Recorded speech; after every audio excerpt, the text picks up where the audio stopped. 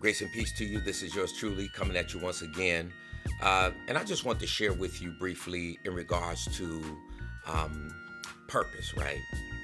I used to think that every person could be used for a good purpose, right? And I believe that that's still true to a certain degree, right?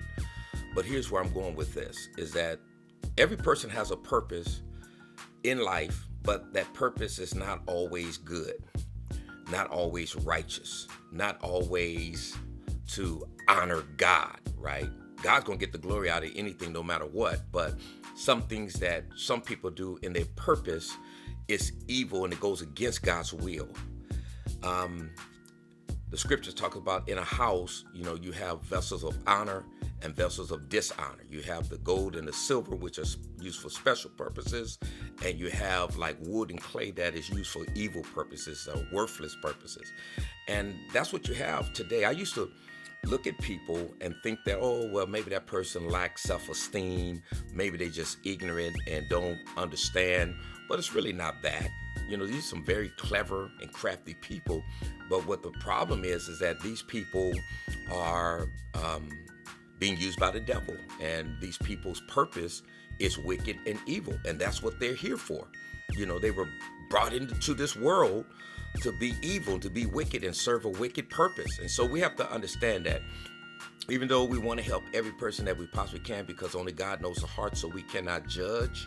But at the same time, we need to be aware of, consciously aware that of the fact that there are a lot of people out here who has an evil purpose.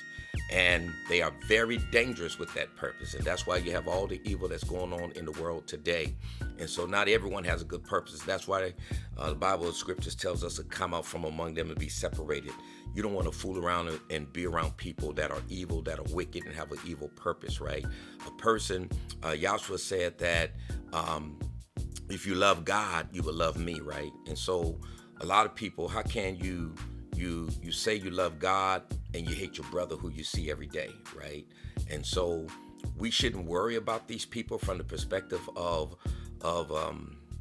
them and what they may try to do to us, because God is our protection and God will be with us. But we should be consciously aware and pay attention to what's going on and put on the whole armor of God against these people, because they are very wicked, very dangerous, and very evil. And that's why you have all the gun violence you have. That's why you have all the crimes. That's why you have all the slandering, the backstabbing, the backbiting, and the evil that's going on in this world.